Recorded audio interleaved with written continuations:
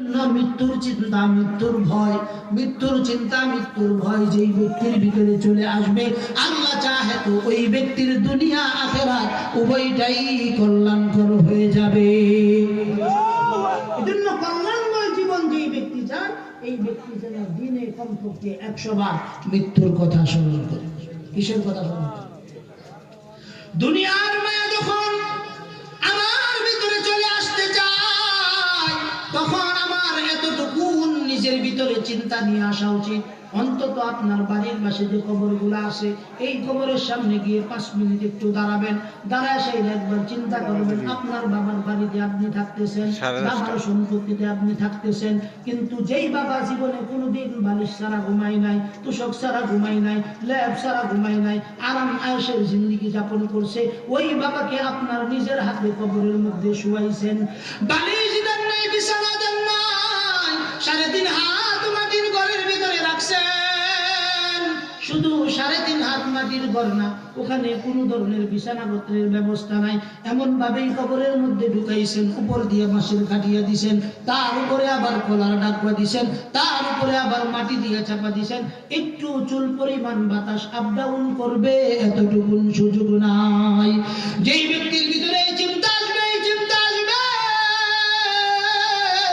আমিও তো মরতে হবে, আমারও তো কবরের মধ্যে যাইতে হবে, ওই ব্যক্তিকে যদি বলা হয় তুমি দুনিয়ার সম্পদ চুরি করো, ওই ব্যক্তি বলবে না, আমার পক্ষে চুরি করা সম্ভব নয়। যেই ব্যক্তি মৃত্যুর কথা তার ভিতরে চলে আসবে, মৃত্যুর চিন্তা তার ভিতরে চলে আসবে, ওই ব্যক্তিকে যদি বলা হয় তুমি দুনিয়াকে আঁকড়ায় ধরো, ওই ব্যক্তি পশ্চিমকালেও দুনিয়াকে আঁকড়ায় ধরবে না। আল্লাহর রাসূলের প্রিয় সাহাবী হযরত উসমান রাদিয়াল্লাহু তাআলা আনহু, যার কাছে আল্লাহর হাবিব তার দুইটা কন্যাকে বিবাহ দিয়েছেন, হযরত উসমান বার্ধক্যের বয়সে আল্লাহ রাসূলের ওফাতের পরে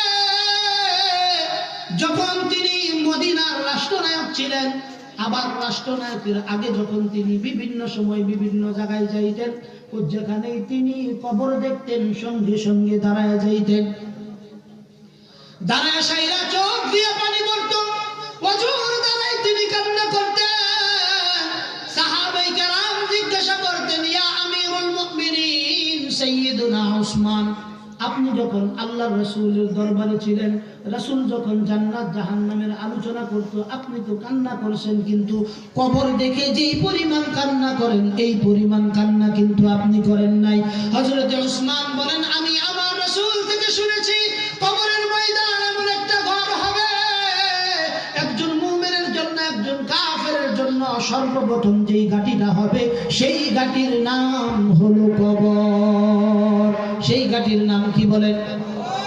কবর এমন একটা ঠিকানা, আল্লাহর হাবিব নিজে বলেছেন কবরের মামলায় যেই ব্যক্তি ফেঁসে যাবে, ওই ব্যক্তি হাসর নাসর ফুলসিরাত জান্নাত জাহান্নামের সকল মামলাগুলোতে 1 নাম্বার আসামি হয়ে যাবে। আর যেই ব্যক্তি কবর থেকে বেঁচে যাবে আল্লাহর সাহায্য পেয়ে, ওই ব্যক্তি হাসরের ময়দানেও বেঁচে যাবে। এজন্য মৃত্যুর চিন্তা আমাদের দিলের ভিতরে নিয়ে আসা উচিত। মৃত্যুর চিন্তা যদি আমাদের ভিতরে না আসে, মৃত্যুর চিন্তা যদি আমাদের ভিতরে না আসে, যথা সময়ে তারপরেও মৃত্যু আমার কাছে এসে হাজিরা দিবে। কোরআনে কারীমে আল্লাহ তাআলা বলেন, ইযা জাআলুহুম লা ইস্তাখিরুন সাআতান ওয়া লা ইস্তাকদিমুন। চিল্লায়ে বলেন আল্লাহু আকবার। আল্লাহ বলেন, বান্দা সময় যখন হয়ে যাবে, সময়টা শেষ হইতে দেরি, মৃত্যু তোমার কাছে আসতে 1 সেকেন্ড সময় নিবে না। ওই সময় যদি আপনি বলেন, ভাই আজরাইল, দুনিয়ার ভিতরে সময়টাকে অন্যায়ভাবে কাটাইছি, 10টা মিনিট সময় দাও, আমার সহায় সম্পত্তির যা কিছু আছে, আমার সহায় সম্পত্তির যা কিছু আছে সব কিছু আমি আল্লাহর রাস্তায় দিয়ে দিব, সব কিছু আমি আল্লাহর রাস্তায় দিয়ে দিব। ওই দিন 1 সেকেন্ডের জন্য আপনাকে ফুরসত দেওয়া হবে না। কোরআনে কারীমে আল্লাহ তাআলা বলেন, ইয়াওয়াদ্দুল মুজরিমু লাউ ইফতাদি মিন আযাবি ইয়াওমিযিন বিবানিহি ওয়া সাহিবাতিহি ওয়া আখিহি ওয়া ফাসীলাতিহি আল্লাতী তুওয়িহি ওয়া মান ফিল ফিল আরদি জামিআ। চিল্লায়ে বলেন আল্লাহু আকবার। মুজরিমরা আল্লাহর কাছে সকল কিছুকে মুক্তিপণ হিসেবে দিয়ে দিবে। وصاحبته واخيه وفصيلته التي تؤويه ومن في الارض جميعا।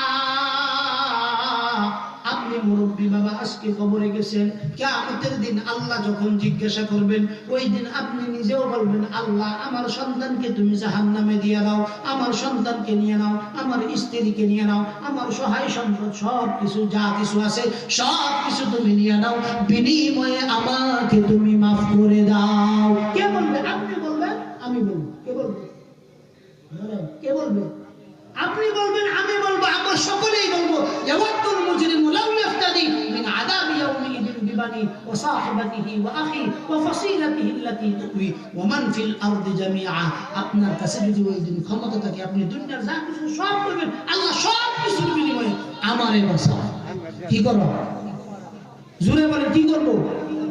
আমারে বাঁচাও। একটা কথাই থাকবে, সকল ব্যক্তিদের ভিতরে প্রত্যেকের সমানে কিয়ামতের দিন শুধু একটা বাক্যই থাকবে, একটা বাক্যই থাকবে, আল্লাহ আমাকে বাঁচাও, আমাকে বাঁচাও। আদম নবী নিজে পর্যন্ত বলবেন, আল্লাহ আমাকে বাঁচাও। নূহ নবী নিজে বলবেন, আমাকে বাঁচাও। ঈসা বলবেন, আমাকে বাঁচাও। মূসা বলবেন, আমাকে বাঁচাও। ইব্রাহিম বলবেন, আমাকে বাঁচাও। দাউদ বলবেন, আমাকে বাঁচাও। প্রত্যেক পয়গম্বর আলাইহিস সালাতু ওয়াস সালাম আল্লাহর কাছে বলবেন, আমাকে বাঁচাও। সকলেই নিজের জন্য ইয়া নাফসি ইয়া নাফসি করতে থাকবে। কোন কারণে? কারণ দুনিয়ার হায়াত থেকে সঠিক কাজে ব্যয় করে নাই। কোন কাজে ব্যয় করে নাই বলেন? আপনি আপনার নিজেকে প্রশ্ন করেন যে আপনি আপনার জীবনে আপনার সময়টাকে আল্লাহর কাছে ব্যয় করতেছেন কিনা। আপনি যখন সকালবেলা ঘুম থেকে উঠেন, আবার রাত্রি যখন ঘুমায়